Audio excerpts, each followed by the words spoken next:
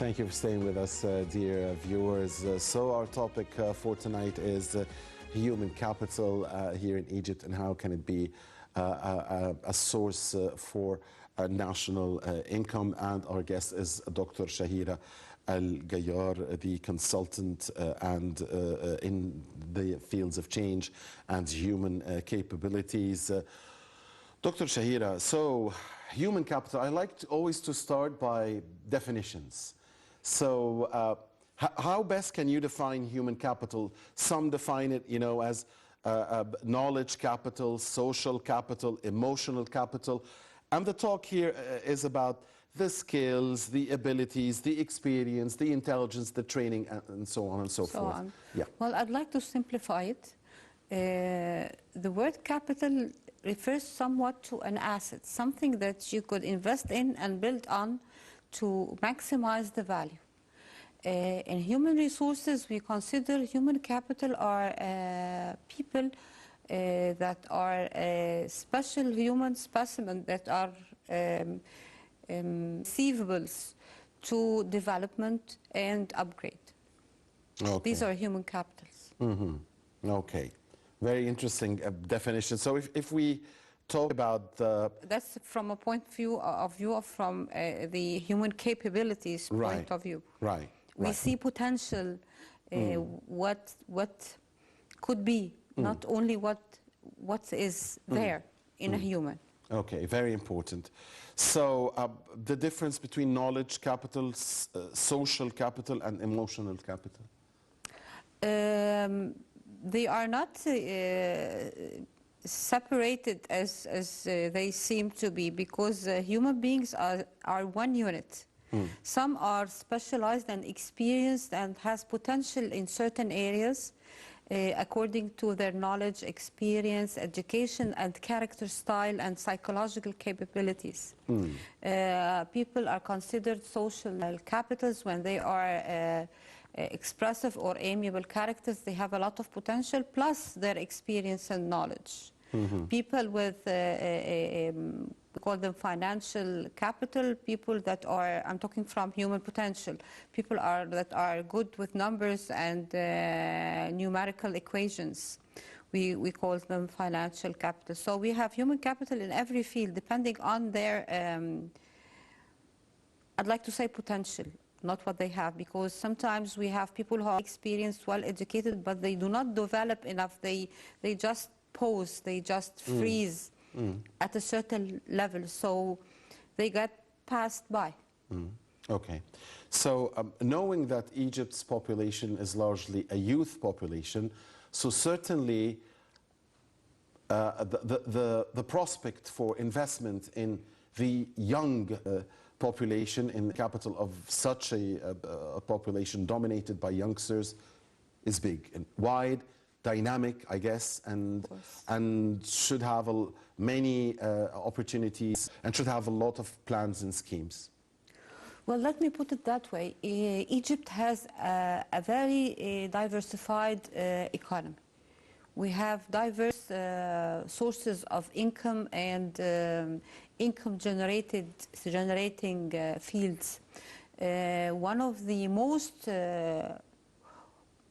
if not the most promising field is the human resources. If we invest in people, the return will be astonishing. Every country has means, sources of income, but not every country has what we have, like you said, a youthful community. They should not be a burden. Meanwhile, until there should be a plus, not a burden. Until now, we are speaking about a human population to be a burden because they need services. Okay, they are, and they are, because they are not an income-generating members of the society. If we change the mindset of the policymakers into taking into consideration how to use this youth, these young people at an early age to be productive. I don't mean child labor, I mean we have some people who are inventors at the age of 13 and 14, entrepreneurs at the age of 17. Why not adopt such examples, such cases, to develop a policy, a national policy, to get use of people at an early age, not to make them work, at least to prepare them.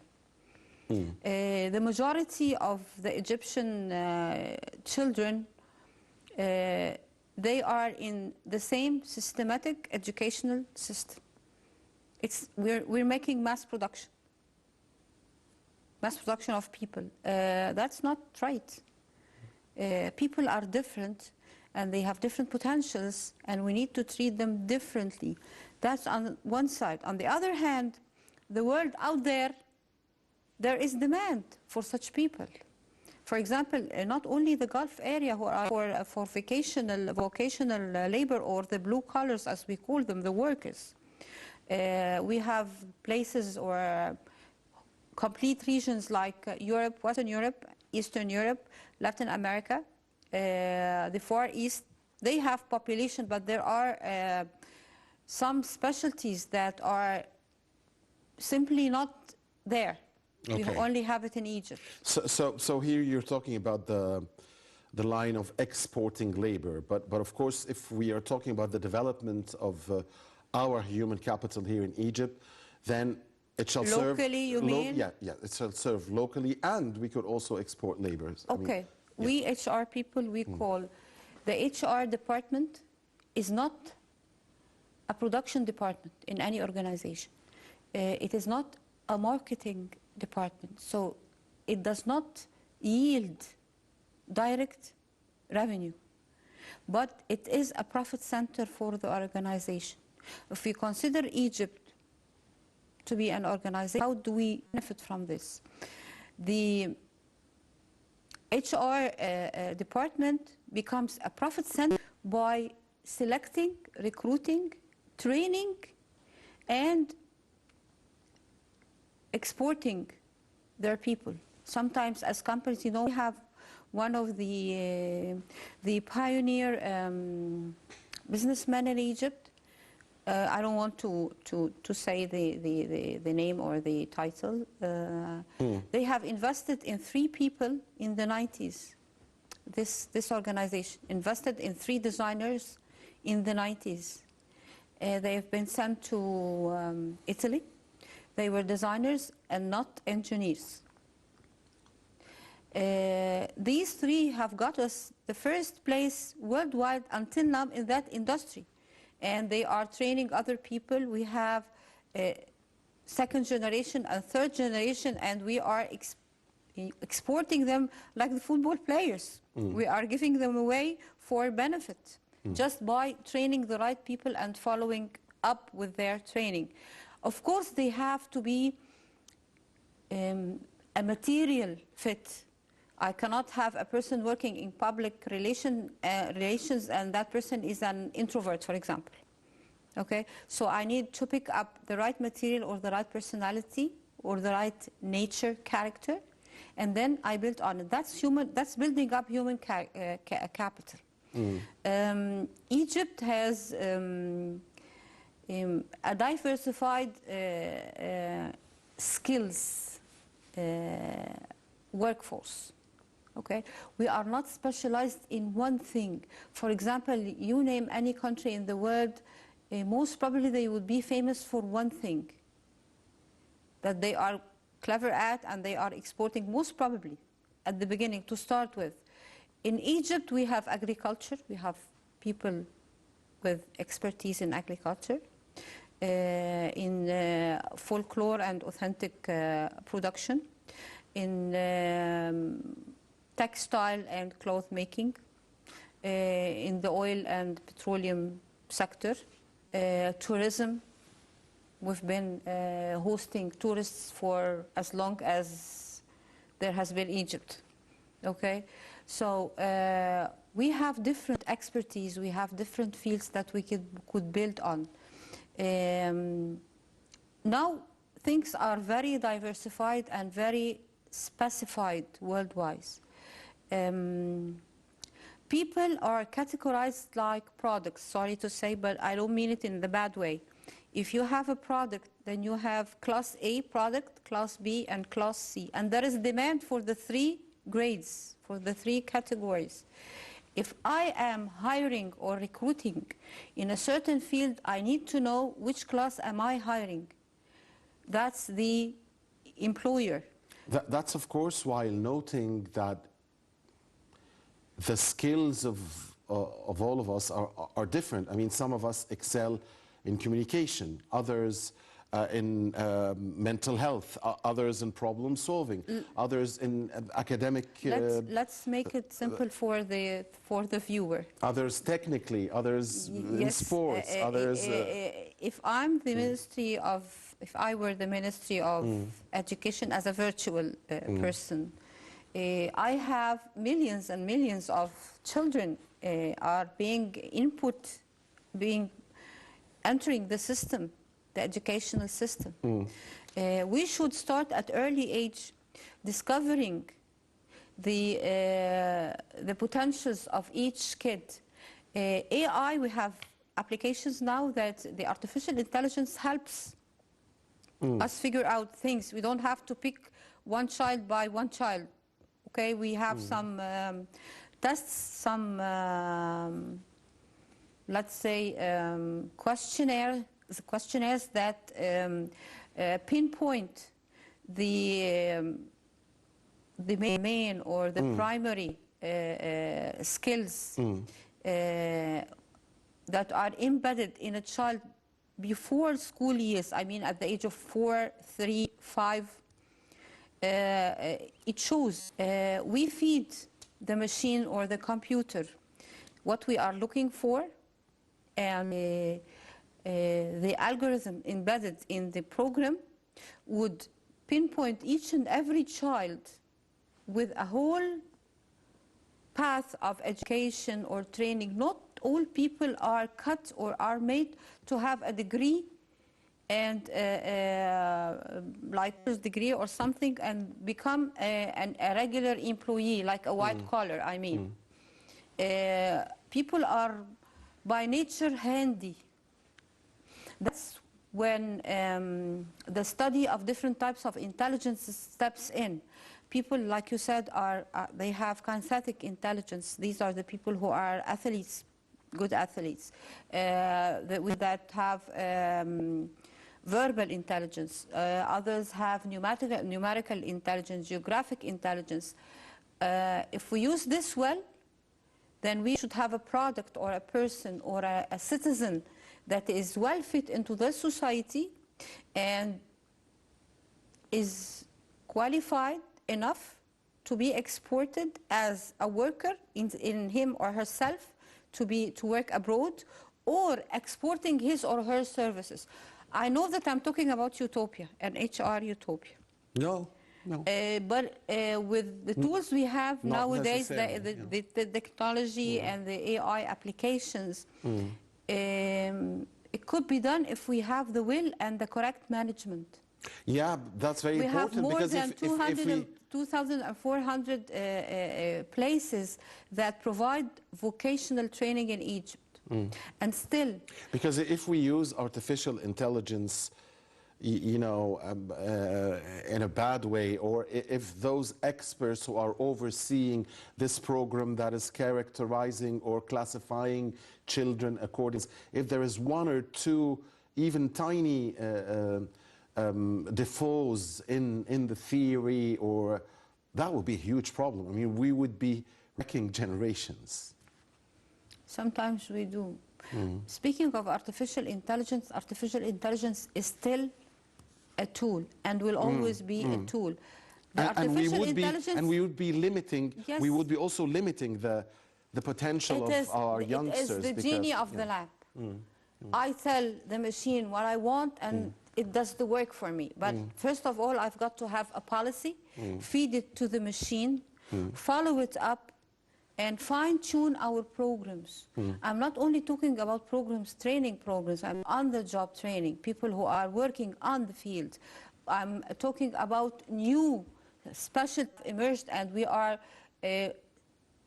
I don't want to say we are behind. Let's say that we are lagging. We are not speedy enough to pick up. You have millions of potential workers in Egypt. The HR system makes profit of this by selecting the right person for the right job, not only taking into consideration education and experience. This is acquired. If I have someone who is not well educated in the field or does not have an experience in the field, that person could gain experience, could gain knowledge. What we do is that we give knowledge and display the know-how and repeat it and give that person a chance to apply with guidance, and then with less guidance, and then with no guidance. Then this skill becomes an attitude, a second nature, a way of life. That's that we need to regard seriously the quality of work, the productivity. If I pay salaries, so I'm paying, if we mathematically, if we divide it on the number of working hours per month, then I'm paying as if I'm paying per hour. If I don't have productivity, then I'm losing. People abroad consider what they pay for, especially in the recession we have nowadays worldwide. The whole world is in an economic recession, not only Egypt. In fact, Egypt is one of the least countries affected by the recession. We need to have some integrity in what we offer ourselves and the world. If I say that I'm exporting an A-class worker, specialist, a carpenter, an electrician, a driver, so that person should be an A-class. When we deliver, the recipient or the purchaser or the person who's hiring should not receive a B or a C-class worker. That damages the reputation, whether we're talking locally or we're talking for export. Still, there is demand. We have the new capital. We have a lot of new cities. We need an army of workers. We get an army of workers, but mostly unqualified. I'm not saying all, mostly unqualified. So we are paying for the waste, for the damage, for the faulty work. So instead of enhancing the collective value of our work, I mean the national income, we are depreciating it simply by not having quality work. Or the right people at the right place. I mean the right people at the right place by category, but if we talk about skill, this could be done. But we do not take the effort to control doing it. We have the theory, we have the means, we have the tools, we have a lot of educational institutions, a lot of training, vocational. We even have a ministry for planning, just for planning. It seems education is always the start point. Allow us, Dr. Shahira, dear viewers, to take a break and come back and wrap up our discussion here. Please stay with us.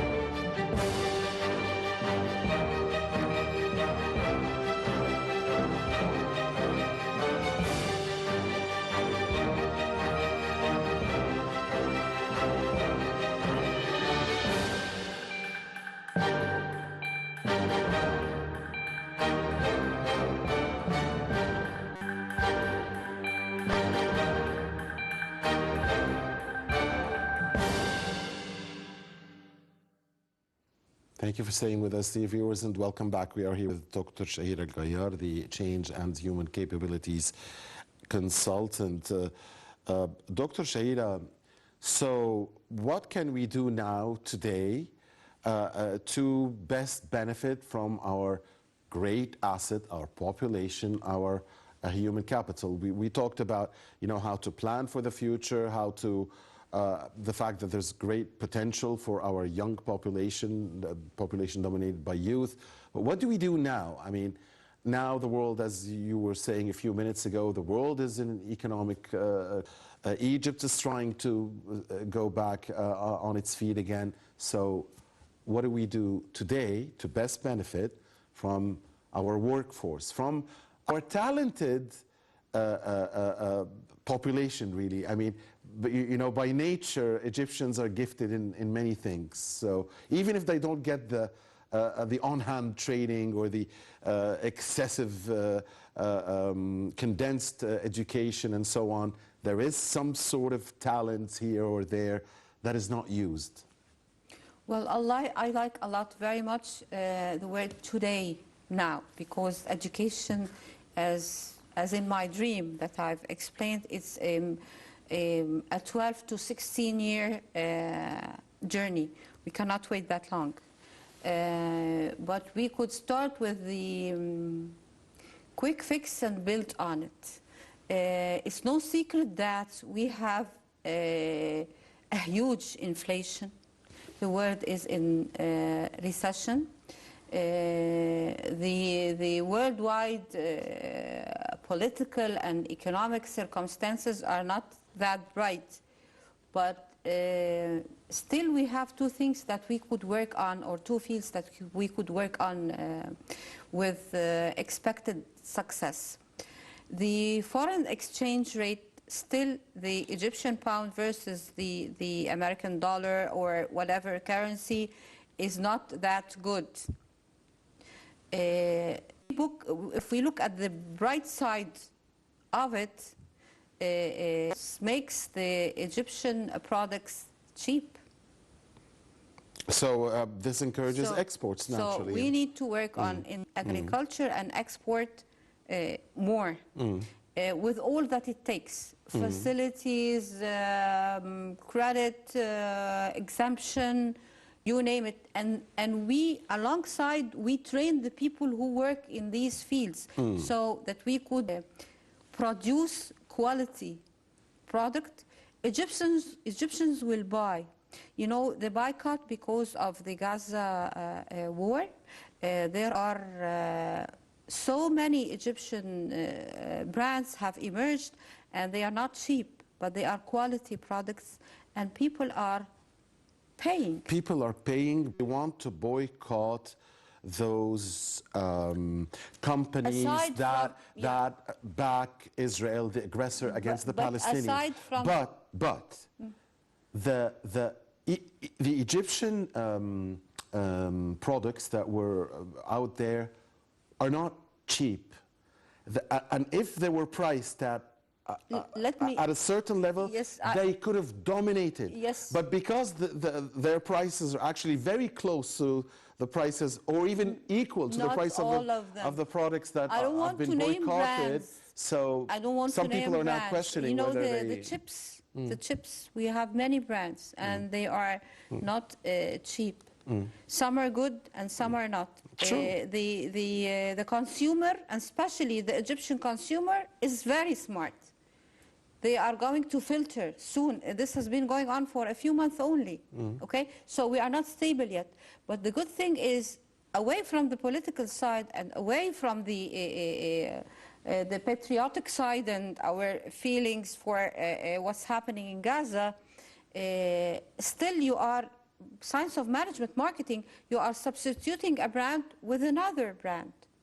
Okay, so and you know what, the boycott succeeded because many of the other items are making huge deductions on the prices. If some of them were not good to buy, the Egyptian consumer would have diverted somewhere else. There are many products that substitute the boycotted, and we could import it from Latin America, from the Far East. Okay, these are not boycotted products. What I mean to say is that it's a chance that we have the boycott, we have the exchange rate. That's we say. So focus on the exports and forget the imports. This is what you're saying. Not forget the imports. Focus on the local market. The local market. Excel our products and self-sufficiency. Our try to achieve self-sufficiency. Not self-sufficiency. Anywhere near close we need, to. yes, Yeah, close. we need better management and better training for the people involved in such industries. That's one thing. On the other, based on the exchange rate, the Egyptian pound is not that strong, but we could work on our tourism sector. Egypt is considered one of the cheapest countries nowadays. So if not nourish tourism now, yeah, I understand what you're saying. I mean, for those who... Yes, we need to work on the skills and the quality of service of the people working on the hospitality and the tourism industry. We have the places, but we still are way behind in of receiving guests of the hospitality for tourists. People who work in Sharm el-Sheikh and work in Dahab, they are having Thanawiya Amma or something, and they excel a few languages in a few months. But allow me to say, Dr. Shahira, that many tourism experts would differ with you here. They would tell you that we have the talented workforce, and Egyptians are hospitable by nature and are very charming and love their guests, but there is something... The hospitality industry is not only being friendly and that's a science, that's an industry. It's not you're just being friendly and nice and kind to foreigners. That's a plus, but serving the tourists in a way that would make them spend more and come back and give good reviews about the country is a lot more than being friendly and hospitable. It's a science. People who have, countries who do not have 10% of what we have for a touristic potential, and they get like 20 and 30 million tourists per year.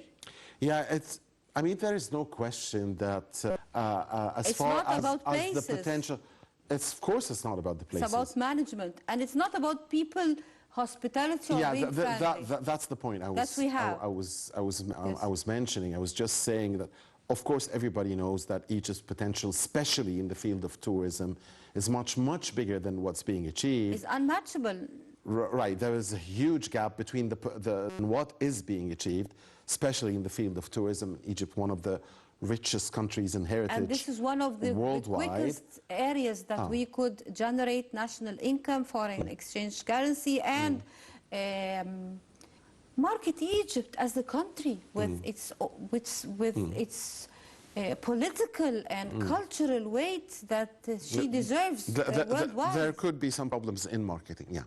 There could be. I mean, there must be a deficiency there. We have to change the point of view of traditional marketing. And certainly in management. And managing the tourists from the beginning of the thought of trying to come and visit Egypt until that person is sent and saying farewell, bye-bye, would like to have you again.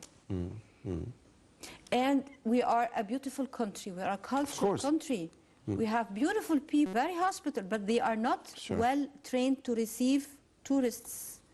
The culture of tourism is not yet established in the way that would generate more tourists. Of course, we need to do more. I mean, for sure. And there is always room for improvement. Now, as we only have a couple of minutes left, Dr. Shahira, so to make human capital a source of strength, power, income, as the case should be, and not a burden, should never be a burden. We shouldn't to do that, in a nutshell, what is required? Education, social work. Social workers should work on the culture of quality of work, the culture of education, the culture of training. Family, we should work on families. I think we should go back. We used to have what is called a community service after graduation.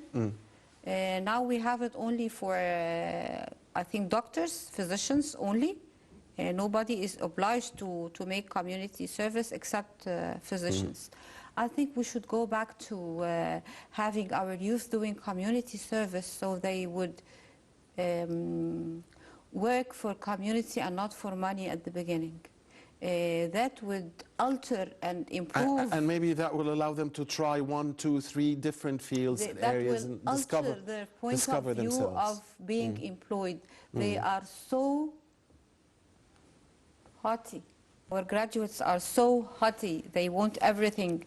We have guests of Egypt like Syrians and we should get, and I've heard this from some experts before, I think we should give them a chance to rediscover themselves, because not necessarily the choices that you made while you were 16 or 17 are choosing the correct yeah, exactly. choice. You might rediscover yourself Serving when the you're 22, community will 23, expose 24. them to the real world. After graduating, yes.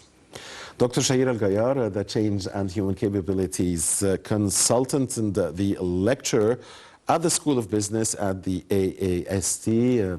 Thank you very much. It's always a pleasure to have you with us. Thank you. And thank you, dear viewers, for watching Business Insider. This is Mohammed Abdurrahim, and this is good night.